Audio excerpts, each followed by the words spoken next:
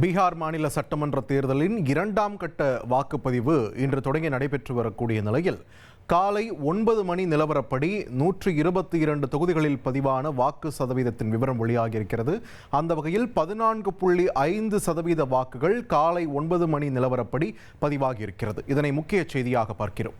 உங்கள் தந்திவன் தொலைக்காட்சியில் வீர ஆஞ்சநேயா தினமும் காலை 8 மணிக்கு காண தவறாதீர்கள்.